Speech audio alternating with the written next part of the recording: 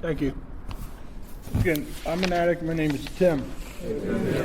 Our topic, well, first of all, welcome to our convention.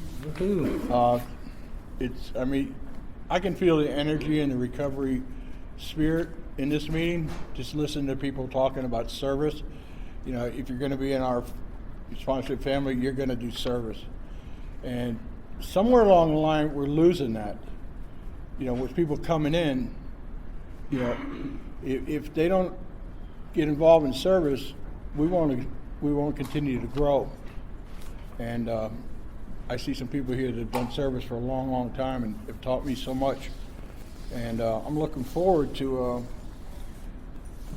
first Sojourner's going to read and share, and then Ryan's going to read and share, and then we're going to open the floor up.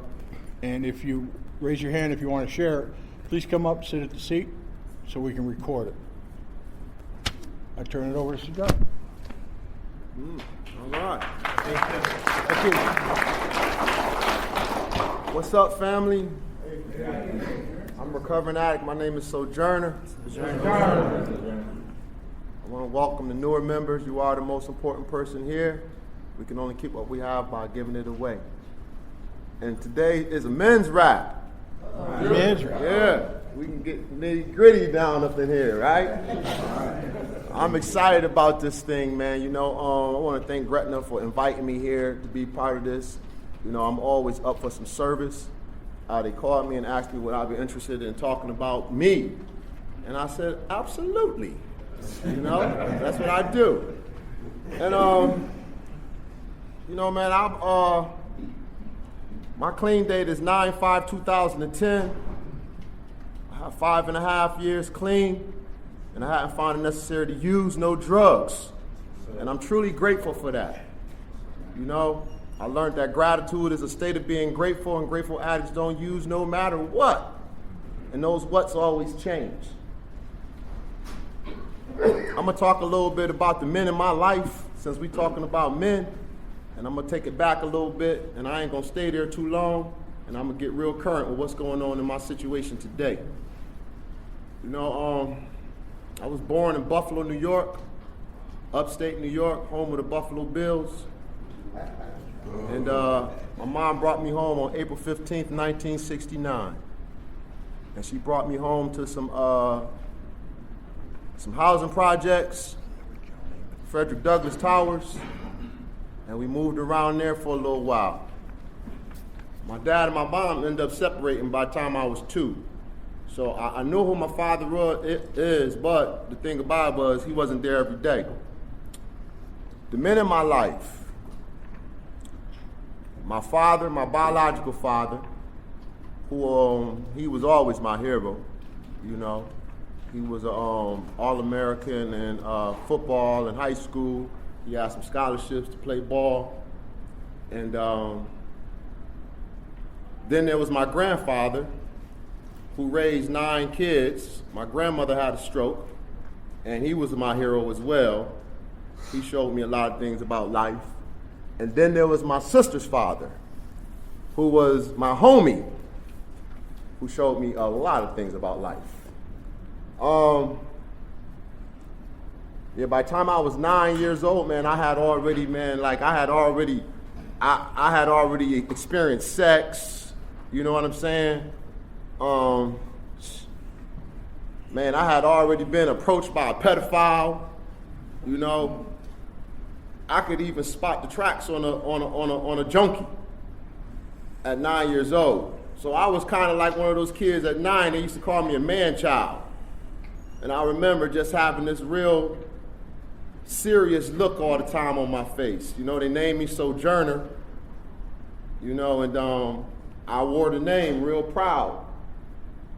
And, you know, like I was saying, like, you know, growing up with these 3 different men in my life, man, it was kind of like, you know, I got something from all of them. Whether it was negative or positive, I got something from all of them, you know. My everyday dad, which was my sister's dad, he was involved in a lifestyle, you know. He did a lot of drugs around, you know. And I used to see his hands swelling up and everything like that. So I had this thing about, like, you know, him and my mother. So I used to do a lot of creeping as a kid. So I would creep in and find the stash and take the stash and take it up the street and hide it somewhere, and he would come in and he would argue with my mom because he's looking for his stash. I thought that was going to make him go or make him stop, you know. And eventually he left. It took him 12 years to leave. Like I said, he came into my life when I was 2 years old, but it took him 12 years to leave. So I remember like him leaving and it just being me, my mom's, and my sister, and life was so gravy, you know what I'm saying? And my father used to come over on the weekends and get me in the summers and the holidays and things like that. And you know, my father was using, he was doing his thing as well. I just couldn't see it in him though, because he was kind of smooth with it, you know? I couldn't see the addiction on him. He kept himself in a different, like, you know, atmosphere with it. He didn't use around me. And my grandfather used every day. That was just what he did. You know, he worked hard. He worked at the steel mill, and he took me to baseball games and stuff like that. And you know, we talked about life. And I remember, you know, he always, you know, would tell me stuff like to encourage me. You know, be your own man. You know, my grandfather. But all this stuff I'm saying because, see, like, I had all this stuff going on with my personality with all these different influences by the time I was 14 before I even picked up the first drug. You know, like I said, I never experienced intimacy or relationships. I experienced a feeling at the age of 9, which was sexual. You know, so I never knew what it was to meet a young lady, to date her, to court her, to, you know, be her friend first. See, I was already set up to the point where it was like, this is the feeling I'm chasing, and this is the feeling that I'm going to be desiring, and that's the feeling that I was looking for all from 9 years old to 14 until I ran into the drugs, you know. And I remember those feelings, man, being combined. I wanted to be in a relationship with my father, right? But that relationship wasn't available for me. It was like I didn't have an opportunity to pick the people in my life. So I had to work with what I had. You know, and I made the best of it. I adapted. You know, my mom's, she was real, what would you call that? Culture. Like she was into the culture thing, you know what I mean? Both my parents were real popular in the community. So I had like this little thing going on with identity. You know, people knew who I was because of my parents and stuff. But I remember getting to the 14-year-old guy, and this guy was the quarterback of the football team. You know, they dressed me like I wanted to be dressed, and they sent me to a parochial school, which was a Catholic school. And I got there, and immediately I was introduced to getting high, right off the bat. And like I said, I had been around drugs for so long that it was like I had already knew the drugs that I was going to choose to use. And I know what drugs that I was not going to use. And I was already trying to outslick the disease of addiction, you know, because I didn't think like a normal kid would have thought, like, I don't have to use anything. But I figured this thing out. Like, long as I don't touch that, I'm good. You know? I seen the hand swiped on some of my peoples in the neighborhood, and I just didn't feel that. I'm like, I ain't feeling that, you know. But them other substances, man, I thought I could handle those. Soon as the drug hit me at 14 years old, I flunked freshman year, sophomore year, 12, 11. I flunked every year. So I couldn't use successfully, period. It was just that obvious to me. I knew right then and there that, you know, I started at 85 in 1985, and by 1987, the fun was over with.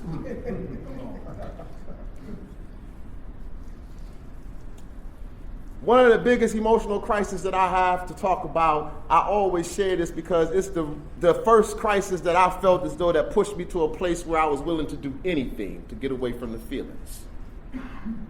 And one of those crises was, my mom, she was real into the church ministry, like they would take the women from the ministry and they would take them out to the prisons, right? Oh, let me back up a little bit. I have been visiting the prisons for the last 5 years with my stepfather. If anybody familiar with Attica, we was there often, a lot. So I knew what the sound sounded like, and I knew what was going on in Attica with my stepfather being there as often as he was. But my mom started going out there with the church. You know, they would take a busload of women out there to the church, pray for the inmates, you know. And she used to go. And I you know, we haven't, me, her, and my sister, life is good. There ain't no man around trying to tell me what to do. I'm getting high, I'm getting pussy. I'm doing everything out my heart could desire. You know, she giving me money to go to church. She buying me clothes to go to church. You know, I'm doing some heavy playing. That's what we call it in my neighborhood, heavy playing. I'm playing on my mom's. My mom's come home and tell me she getting married. Now, she ain't been on no dates. Ain't nobody been calling the crib. She ain't got no roses, no nothing. So, you know, I'm 16 and a half, 17 years old. I found that really weird. But I'm talking about the feelings that I'm talking about right now. And if you can identify with being 16 and having some feelings that you don't know what to do with them and you don't want to accept what's about to happen. Because I'm talking about reality. This is what the book says. If I don't accept my reality, I am going to use. It's essential. It's necessary. And I hadn't even learned this process yet, but I wasn't willing to bow down to accept what was going on in my life. She came home and she said to me, she said, look, son, I've been single. I've been going out here to the ministry and I'm getting married. When she told me she was getting married, man, it was like I can remember the day. It was like everything inside of me just shifted because I had knew something about these cons in jail. I knew what was going on in that lifestyle. Like they was looking for weak women to be able to manipulate and bring them in and get home and get what they can get and just keep it moving. And my mom was blinded. So I'm trying to tell her, Mom, you can't bring this cat home. You can't bring him home. She said, it's going to happen whether you like it or you not. And I walked in the house probably about 2 months later, and there he was. My stepdad from Attica, sitting on the couch. So, you know, it was uncomfortable for me and my sister, but we had to adapt because, you know, that's what we was molded to do, was to adapt. I never could adapt to it, you know. I tried to come in, you know, I'm an easy kid to get along with if you like sports, period. That's it, because that's my conversation. You know, you like Jordan? You don't like Jordan, you like Dr. J. Oh, I know you like Magic. He don't like none of these dudes? We don't got nothing in common, bruh. So right then and there, I already knew what was going to be with me and him. It was going to be two passing ships. You know what I mean? It wasn't a relationship. So, man, you know, that was one of my emotional crises, man, where I felt like, you know, like I wanted to change my situation, but I couldn't change it. I was in a place where I had to change my perception, but did not know how to change my perception because I did not have these tools that I'm about to tell you about. The next emotional crisis was a low blow, and I was like, no, go, Joe. My girlfriend found it real interesting to tell me that she didn't think it was going to work anymore. So I'm getting hit at the same time. Two of the most important women in my life is gone. And they both going with other men. So now I remember one of my first meetings, I heard somebody sharing about a fetal position. And you know what? I was in that fetal position, right? Because now I'm feeling like I done lost my moms, my girl with this other dude, and I ain't got nobody but me right now. But I had my boys at the block. It was something about them cats up at the block, man. Like I said, I learned a lot from those 3 men I talked about in my life, but I learned a whole lot at the block. And they told me to come up there, man, don't worry about that. You know, they taught me how to be a player. They said, listen, man, You don't chase them, you replace them. Keep it moving. You know, we ain't shed no tears behind no chicks. And that was my personality, man. And from that personality, man, I developed into one of those guys, man, that really, really never knew how to start a relationship with a woman.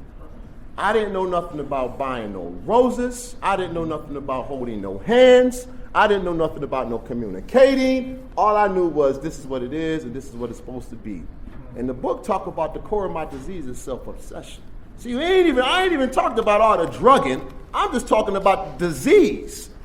Full-fledged, surrounded by it. The drugs was enhancing everything, but I was already stuck with the core.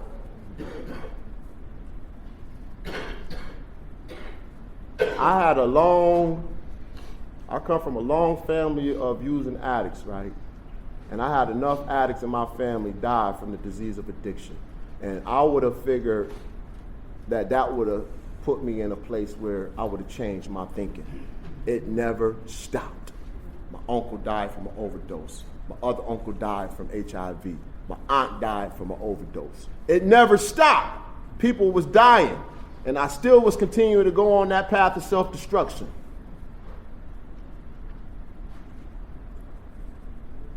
I went away to the military trying to get away from the disease of addiction. Followed me there. When this book talk about any clean addict is a miracle, when I went away to the military, I was there doing my thing and went overseas, and I came back from overseas, and I made a decision to go out with some friends, and that night was a night that I experienced one miracle that I could talk about today that I didn't even want to ever talk about, thanks to recovery. You know, I was approached by a cat. He had on all red, and he asked me for some jewelry that I was wearing, and I told him, if you got to take it. You know, they raised me up, you don't let nobody take nothing from you. You know? So the cat, he approached me, we get into it, and you know, I won the first 2 rounds. In the second round, he was laying down on the ground in the parking lot, and he went inside and pulled out and cocked back and shot up in the air and shot me in the neck and shot me in the flank. But I'm saying this to say is like, when the very first time I heard any clean addict was a miracle, I had something to base something on. I had something that I could truly identify with and be able to recognize that, maybe they got something right here. Maybe this might be something that I could work with. Any clean addict is a miracle. So I focused, when I came into this process, on those kind of things that I knew that I could say that there was something greater than myself that brought me out of that situation and that condition that I was in at that time. You know, it was a miracle. Took me to get the Narcotics Anonymous to accept it as a miracle. You know, when I learned about this program, right, like I said, one of the men in my life was my hero, was my father. And, you know, he was struggling real hardcore, using and losing and using and losing. And, you know, I used to see him on the streets, and he had went from a professional to a derelict, really, and it really shocked me really hard because, you know, he had so much going on with him that sometimes I didn't even want him to recognize me. He went away and he had called me up and he told me to come visit him, and I went and visited him. And when I went on this floor, he was in the floor on VA where they take you when you come in and you say to the VA, listen, I'm thinking about suicide. And they get you a bed right then and there. He was on that floor, man. And that was the floor that eventually I would wind up on, not knowing it when I'm visiting him, but I'm going to see him with everything that I got going on, and I'm on that same pattern. I'm on that same path. I'm like right there. But I still don't see it though. All I see is him suffering. I don't know that I'm suffering as well. But they talk about in the book how some of us experience somebody that's closest to us with this process, and I seen his process. I see him go from being a professional to a dereliction to a recovering addict. And I had that to work with. You know, when I left the hospital, I went back and did what I like to do. And, you know, it took me some time to get back to him. But by the time I had got back to him, man, like I want to say he had like maybe 12 years clean. I think he had about 12 years clean. And I remember like, I had this situation occur with me, man, where I had did something and I had to leave the city where I grew up at. They was on my heels real heavy. So I left and I went to his house and I had everything that I was about to leave with, and I knew he was struggling, but he was a recovering addict, and I had all this money on me, and I went in my pocket and I said, here, you ain't got to be worried about none of that. And he told me he can't take that money, man. And when he said that to me, it stuck with me when I got on the road, because it was something different about my father, man. Like, you not gonna take this money? And he knew where it came from. And I had that to bet on too. So I eventually got back to him. And when I got back to him, man, I knocked at his door. I had been on a 4-day binge. And I said, man, listen, man, I can't, it's getting too tough, man. Man, I don't know what's gonna happen after today. He said, you asking me for some help? You want some help? I said, yeah. So he picked up the phone and I said, wait a minute. Hold on. I said, I want some help now, but damn it, you moving too fast. He was already, you know, when you talk about asking for some help from Narcotics Anonymous, man, help is available now. So I told him, I said, hold on. I got to straighten out some of my affairs first, you know. So he said to me, he said, when you ready, you gonna know it. He said, you gonna know when you ready, but we gonna be praying for you. And man, you know what, man? That's when the seed was planted for me, man. I hadn't even been to my first meeting yet, but I knew, man, I seen that blue book in his house so much that I used to walk by it and it used to startle me because I used to always look at it. And I was like, what am I looking at that for? I'm not an addict. He's got other issues. But I was an addict, man. I was gone past the potential addict status. I was an addict. I was using too much, too often, and too long. So man, I got sick and tired of feeling like I was feeling, man, and I'll never forget it, man. I was hanging out, and I always said it was some shit I would never do. Man, I ain't never gonna do no shit like that. And I'll never forget it. It was like 5 o'clock in the morning time, and the hotel room, and the thing was, where the rest of where the other stuff at? They said, there ain't no more of that. It's over. All we got is this. And I said, oh, God damn. They said, well, you want me to make you one? I said, yeah. Might as well join the party, you know? And we used to say, man, it ain't a party till I run through it. And man, that changed the whole dynamics of the game.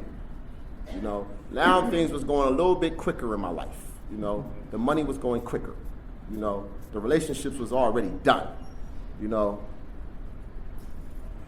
I came down here in 2007, man, and you know, I came to Atlanta to party and get money, and everything was working out real good for me. You know, I was doing everything my little heart desired. And man, I had got so damn spiritually bankrupt that I thought that I was gonna be okay if I got to a certain status. And my goal was to get money and fuck all the hoes that I could fuck. That was my goal. And drive all the fast cars that I could drive. And I said, my God, I'm accomplishing these goals. But I still didn't want to be with me. I still was sitting in the house with a loaded 45 with an infrared on it thinking about it. I still was going to sleep, waking up in the middle of the night thinking somebody was in the yard, paranoid. That shit drove me to a place, man, where when they talk about we came to believe that a power greater than ourselves could restore us back to sanity, I started understanding then that those was insane things that I was going through. I was insane thinking about peeling myself. Where did this come from? You know, I got back to my dad and I was ready. And he took me to that same floor I wanted to visit him on. The same lady indocted me. The same disease. Suffer from the same damn sickness. And they put me up. And they said, you're going to be all right. But you just got to let us do you. So they did me for 28 days. And I came out of that motherfucker like a brand new, woo-wee. Man, I was back at it. I went to my first NA meeting in there. H&I was up in there. I met my sponsor. He was cool. You know, he wore a lot of gold. And I said, I like him. He gonna sponsor me, man. And this cat was real smooth, man. He had a lot of time. And I stayed around the program for 7 months, but I hadn't got really connected with no service like you was talking about. I used to go to the meetings in my area, man, and all the guys that I knew that was staying clean, they used to be on the outside with their trunks open. And I thought that was where everything was at. So I never got inside the meetings. By the time I would get there, they was like, yo, come here, man. You see so-and-so last night? You see the ass on her? Yeah, I did. So I ain't getting into the meetings. They're knocking me off before I get in the meetings. If you knew, go to the meeting. That's right. So I'm in the 6-month range, and man, guess what happened? All that shame and guilt and remorse and all that shit that I had did in the streets, man, that shit was up on me so heavy in my heart, man, that I said suicide cannot be an option. Why am I feeling like this again? There ain't no drugs in my story right now. What happened was I hadn't did no work. I hadn't did nothing for the inside. Because they said recovery was an inside job. They said in the first step that recovery started in the heart. So the next best thing I knew what to do was run. So I ran. I ran back to Atlanta. Came back down here with my pack of wolves. Told them I tried that shit, just wasn't for me. They said, we was waiting for you. And they put me right back in the game. It took me 4 years to get back to y'all. And in them 4 years, I caught some charges. I made some more kids, you know, and I picked up a bunch of more enemies. And I did the same thing again, but I just went to the VA down here. I went in, they locked the door. They said, we ain't gonna send you to Peachford. You ain't getting that. You already did 28 days the last time. You're gonna do 10 right here. Because I looked on the thing, it said it was $800 a day. They gave me 10 days to get myself together, man, and I came up out of there on 9/11/2010 and went to my very first meeting in this area, and that's my home group today, Fire for Music. And I'm so grateful for those people, man, because when I came in there, man, they loved on me, man. You know, they loved on me, man. They told me, you never have to use again, no matter what. I surrendered to the drugs, right? But I didn't want to give up the lifestyle. I said, I'm going to deal with y'all with these drugs, but I got the other stuff. But I kept coming, man. I kept coming with everything that was going on in my thinking, all the negativity that was living in my area and everything that I still was doing. I did not get high, and I kept going to meetings. And the meetings was framing and structuring my personality. I was becoming responsible. I was becoming responsible for me, my children, and I had somewhere to be besides on the streets. I joined that home group. I became the GSR. I celebrated 365 days clean. They gave me a cake. Come on. You hear me? I did 365 days without getting high, man, for the first time ever. But I thought about getting high, newcomer. And I thought about getting high probably about my first 6 months. Every day the thought would come. And when I thought about it, I told somebody. I called somebody up. I never forget, it was this dude at the home group, man. I don't see him around. And he gave me this this list, right? It had all these numbers on it. All these guys' numbers on it. And I used to carry it with me. And I remember I used to have it in my shirt pocket or sometimes in my wallet. And I would leave the house sometime and I'd go back in and get it. It was like my pistol. I was like, oh shit, I forgot that list. And I would run back in there and get it. And I would get that list and I would keep it with me. And godly, man, I'll never forget, man, one time she ain't answered the damn phone. And I was like, oh, I thought she didn't answer the phone. And she was not answering the phone. And I'm talking about hours went by and she wasn't answering the phone. And you know what? The disease told me, go get one. This your way out. But I did something different this time, man. I pulled that list out. There was some names on there, and I just went down the first name, and I called him, and I went in on him, and I let him know what I was dealing with. And he said, did you get high? I said, no, man, you ain't hear what I'm saying? He said, all right, you working the program. I said, well, damn. What am I supposed to do with these feelings, though? Go home and pray. Pray? That's going to help? How much time I got? So I went home and I prayed. And I prayed. And I prayed. And I prayed. And she still ain't picking up the phone to this day right now.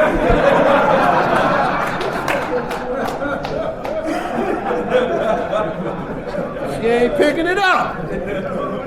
She is not going to pick it up, newcomer. But you know what, though? God is good, man.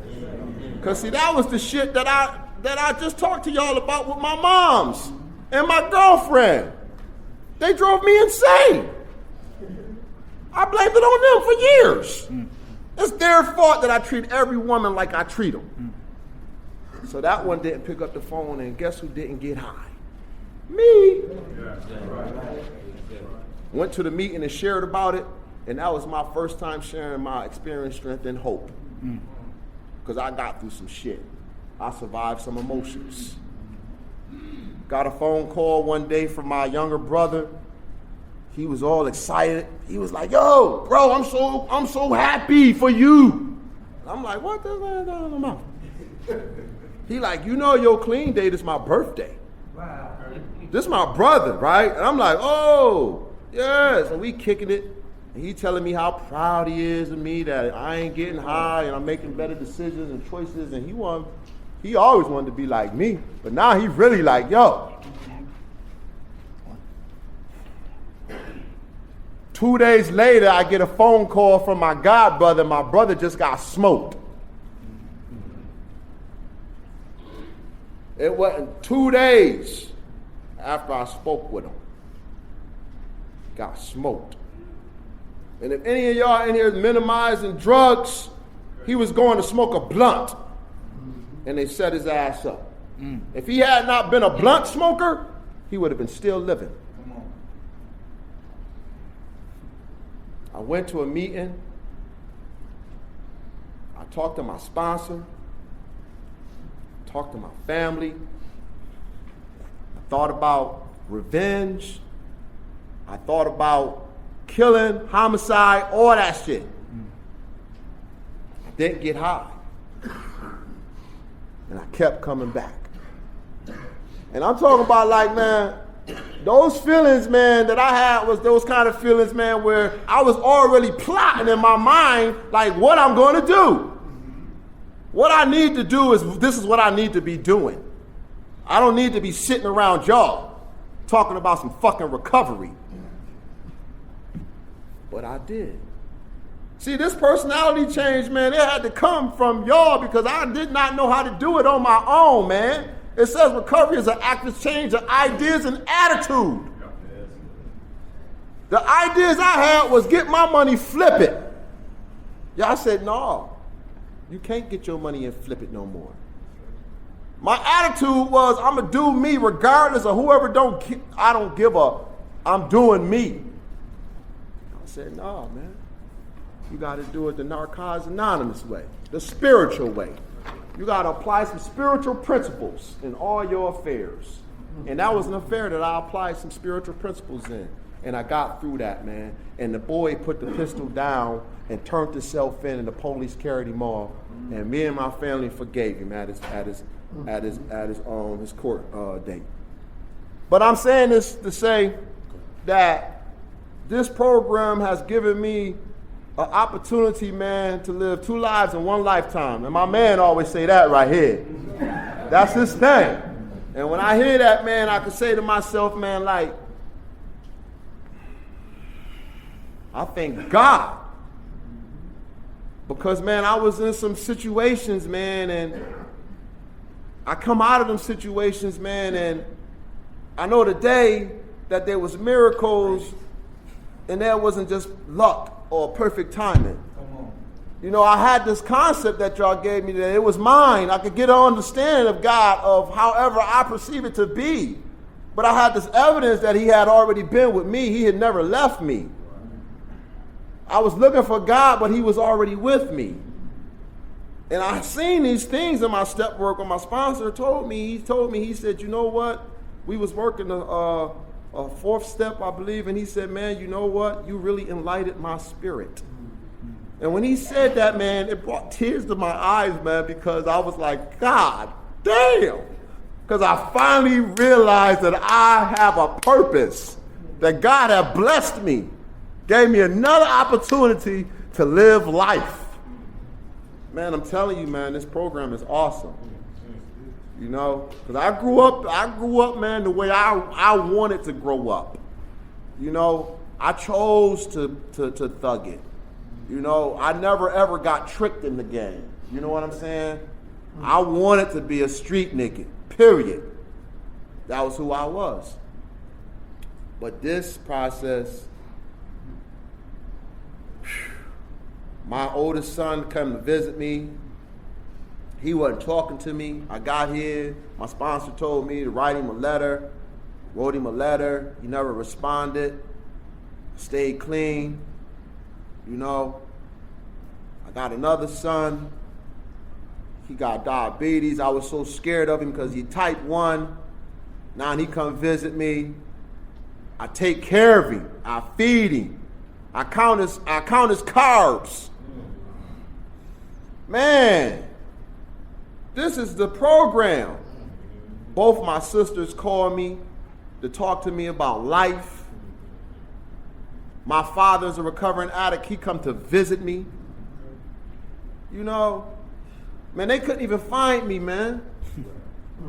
Not alone, they didn't want to find me. They wasn't looking for me. They wouldn't even claim me sometime. I don't know him.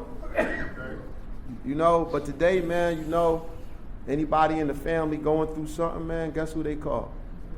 Especially if it's dealing with drugs or some street shit. They call me. I'm the one. God chose me. And I chose y'all. I'm a recovering addict named Sojourner. I'm grateful to be here. Thanks for letting me stay.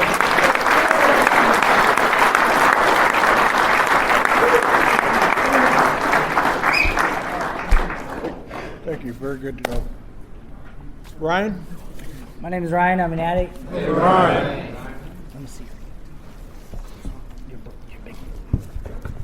Sojourner was talking about in this story, looking at the basic text, staring at it as he went down the hallway. Well, this is what happens if you stare at it too long. It's supposed to be blue, folks. The cover's gone. That's what happens when an addict reads his book. I got a 3rd edition right here that was printed when I think I was 7, before I took my first hit. But the first time I thought about suicide, this 3rd edition came out. I'm going to cry. I might make you cry. But before I do all that, I want to tell you that if you're a man and you're in this room, you are welcome and you are equal. And that 12th tradition, the spirit of anonymity, allows us to learn from each other, regardless of age, race, sexual identity, creed, religion, or lack of religion.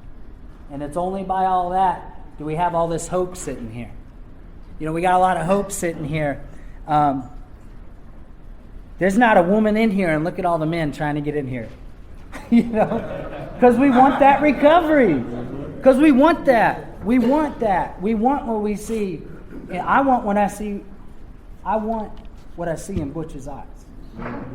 I want what I saw in Bob B's eyes. I wanted to open this.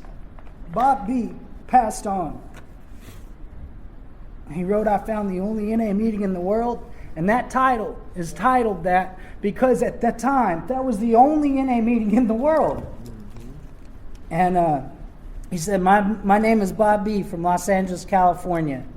Getting to the subject of people, places, and things, my story is not much different from the executive, just the opposite end of the stick. A man that was raised in California and got clean before I was born, of another race, of another family, except once you get in here, you learn real quick. Your last name's Addict. And this is your family. And these are your brothers. And your sisters are in the other room. And I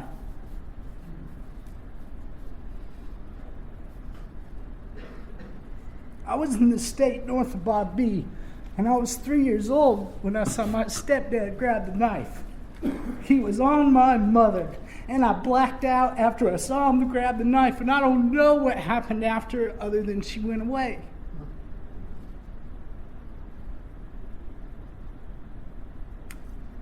At that moment, I mean, this was 30 years ago. I'm 33. I didn't know if she was alive, coming back. Can barely even remember the thoughts I had. All I know is by the time I was 7 years old, I didn't want to be here anymore. Got the t-shirt. I'm done. See ya. So that man, he beat me and he said, I beat you because I love you. I was 3 and 4. And I wasn't big enough to take a beating. And if you took one, you weren't big enough either. And you didn't deserve it. Because you were too young. But not too young to get clean. I was 15 when I got here. You know why? Because I had 12 felonies. That's not exaggerating. That's his tissue. Where's mine? The judge, I got it. The judge said, if I see you in here in this courtroom before your 18th birthday, you got 3 to 5 over your head. I'm going to slam the book at you. And on your 18th birthday, what you haven't finished by the time you got 18, you're going to finish in prison. And on your 18th birthday, that's where you're going. I had already been to rehab 3 times. I went to rehab when I was 12 years old. I had my 13th birthday in a rehab in Denver, Colorado, because I was using as much as my mom was. And I was using with my mom. Oh, it's getting real in here. So Jonah started it. I'm here to finish it, and then you guys are here to really finish it. You don't have to get as deep as we are up here. We're doing this because we've done the work to tell you that's how far we had to go to be at peace. And if you're not at peace, it's hard to stay clean. And only the steps. I got a 4-step up here. I carry it with me. You know why? Because if I don't, I'll forget to write on it. You know, I was telling an addict today, I said, when I get home, I want to have sex with the girlfriend, eat, and watch Netflix. And I've been blessed. There's a lot of blessings in here. We can't even count them all. Right. And I'm just talking about one addict. There's so many blessings in here. I've been blessed to be able to work by myself today. When I say that, my girlfriend's 50% of every company I own.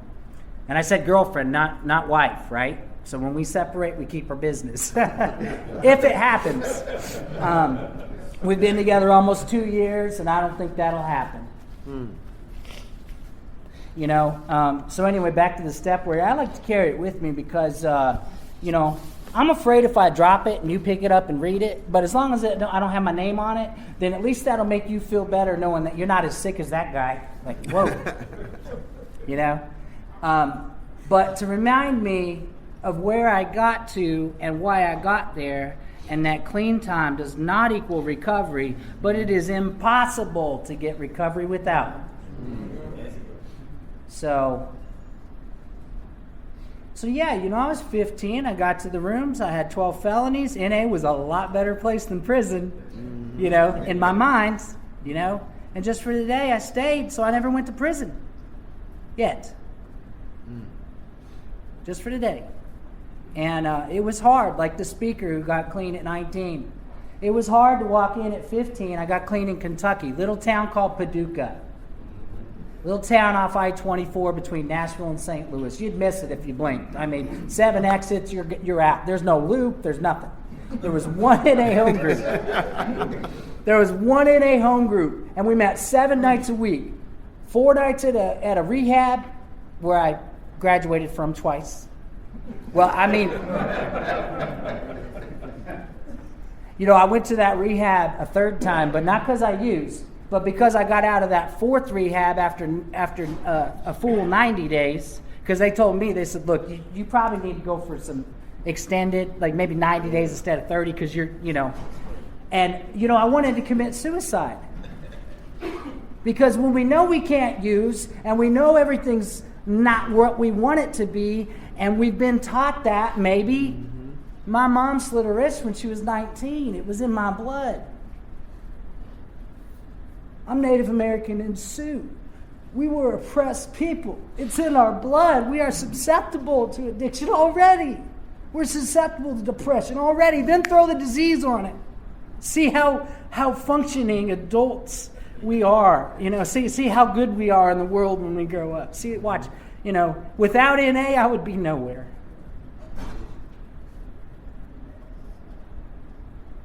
When I was 13 and the disease of addiction, I knew it didn't work because I was in a period of abstinence. I had a shotgun in my mouth and I was on the edge of my bed. And I dry fired once. My mom was gone. She left us to go use. She was going to rehab and never came back. She wound up in California with the Hells Angels. My stepdad was the only man, my second stepdad was the only man I'd ever known as father. And he saved my life that day, and he didn't know it. He still does it, because I'm not comfortable sharing with him about that yet. Maybe I'll get to that real soon, because he almost died of a heart attack last month. But so that man, I was in that room. My sisters were using, my mom was using, everybody was using except my stepdad and my little brothers who were adopted.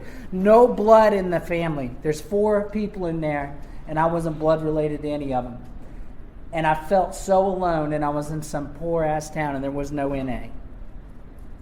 And Southern Oregon. And I took this shotgun and I dry fired once and I figured, okay, now I'm going to do it. I had the shell right there. It was a 20 gauge. It would have done the job.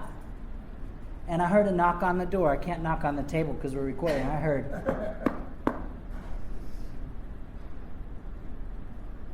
It was my stepdad knocking on the door to tell me he was getting ready to go to work. I didn't know he was there because the shift switched. If he didn't knock on the door, I can't tell you I'd be here.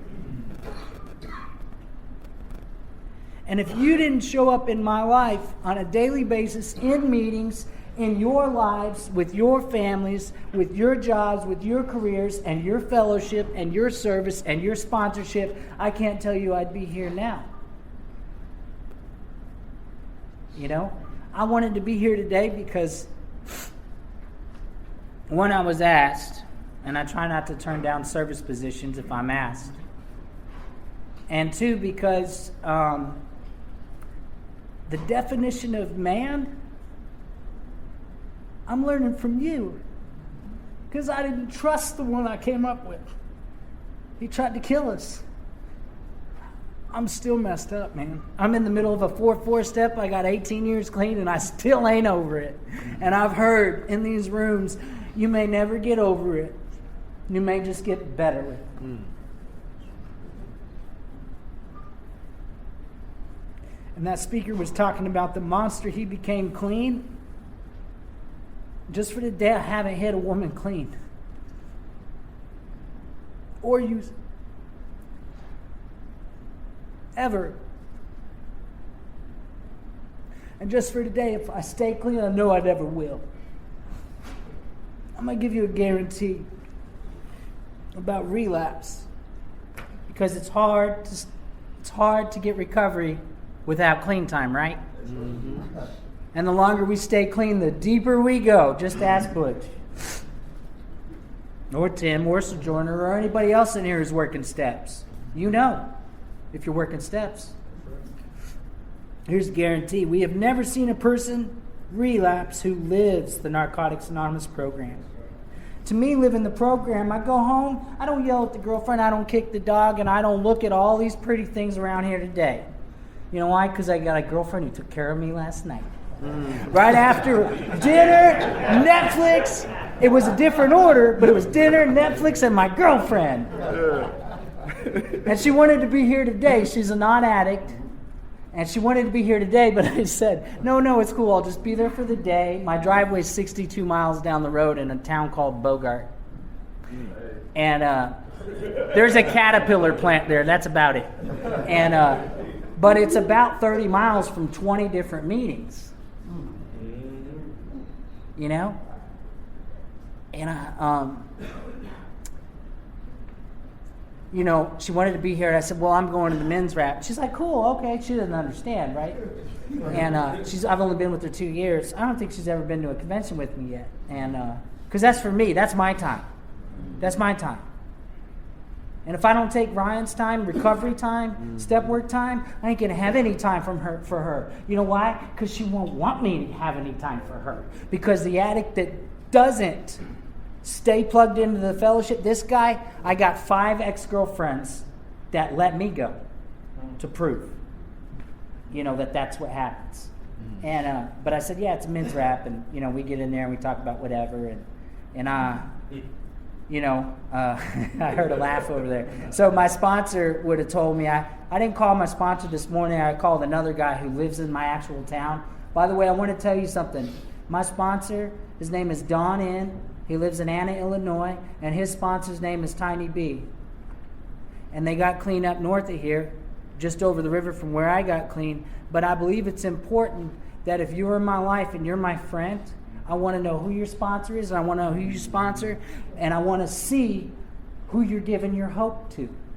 And I want to see if your sponsor's giving you the disease or recovery. That's right. You know? And if you're comfortable with the recovery you're giving your sponsees, you'll have no problem, and you're comfortable with me, you'll have no problem letting me know who you sponsor, who your sponsor is, so we can keep this thing together. This t-shirt's from the 80s, baby. I can't, we can't. You know?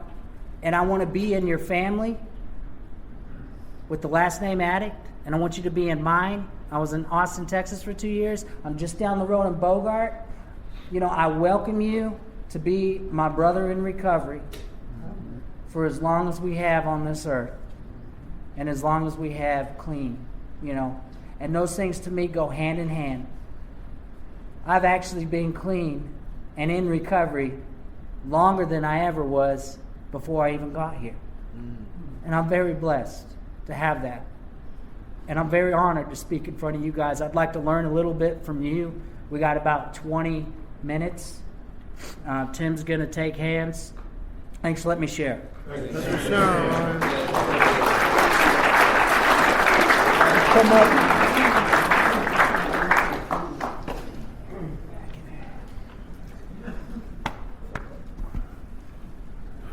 Hey, fella, man. My name's Matt. I'm an addict. Amen. In answer to what you said, my name is Matt B. My sponsor is Paul B. His sponsor is Jimmy N. His sponsor is Mike R. His sponsor is Kenny G. That's all I I wanted to speak in front of men because I've been having a freaking problem in my recovery concerning women.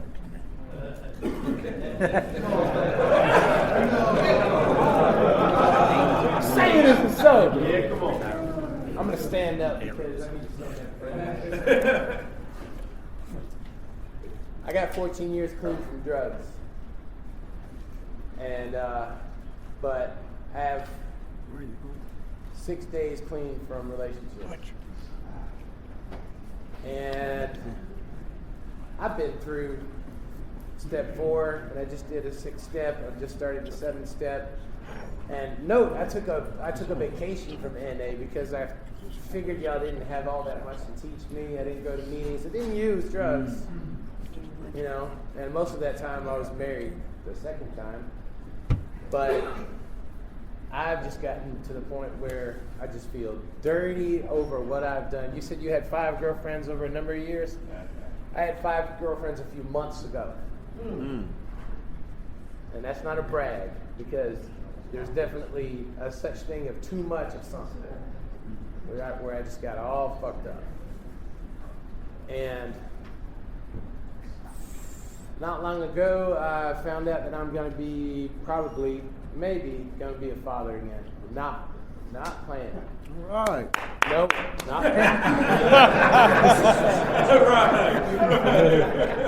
Not welcome, not planned, not somebody that I love. And I'm not pointing fingers at them. I'm pointing it right here at me because I've been irresponsible. I've been playing emotional warfare and just grabbing. Just what I used to do. My addiction. There's a woman in here. She's service. Okay. All right. Just grabbing anything that was available, you know. And I also had, you know, I've been diagnosed with a mental illness. I don't really consider it a separate issue because that shit came first that led me to use the drugs in the first place, but I don't use all that language in NA meetings. I'm familiar. If I ever stepped into a meeting with the other fellowship, I say what they say, but I know that inside my head, I know who I am. But it all, to me adds up to one thing: sick. I started a meeting, called it sick. Serenity is common knowledge. Sick was what got me there. Sick is what led me to y'all. Sick is what led me to recovery. So I know where I came from. And the thing is that I'm finally, you know, and step 7 being about humility. I've started reading, I've started writing. Humbling myself in front of you guys, not because I have to, because I want to, because I'm willing to really look at me and get better now, because I've hurt people. Not just me, but I've hurt other people. And I'm ready to get better. Mm-hmm. And I'm ready to devote myself to spiritual things. Not be a monk, but not be in no damn relationship. And I know that recovery lives here. I know that NA is all inclusive. I just felt the burning need to say this in a men's meeting, you know, a big men's meeting. And what I've been saying is that I've been saying to people that I know and people that I trust, I say, if you see me doing more than just casual talking, friendly, you know, NA hug shit like that, I want you to tell me one thing. Take your glasses off. Because you know what's coming next. I want you to hit me in the face.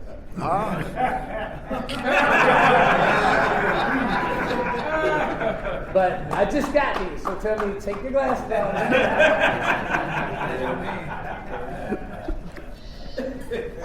I believe in this program. I love this program. I know this program is real.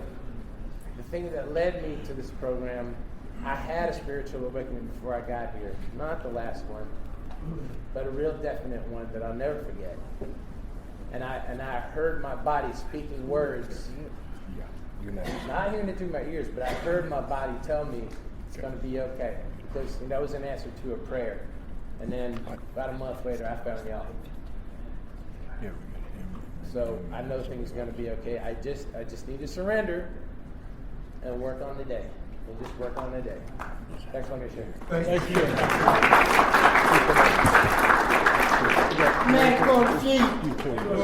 Let me respect everybody. I truly mean that. I wanted to get up here and say, like, you know, what I was going through and talk about getting through. And it's like feeling, dealing, and healing. You know what I mean? It's big boy stuff. Like, a lot of people here know Ray L, my sponsor, man. He's in the room, too. I'm coming up on 26 years, man, in a couple of weeks, God willing, grace and mercy. But what I want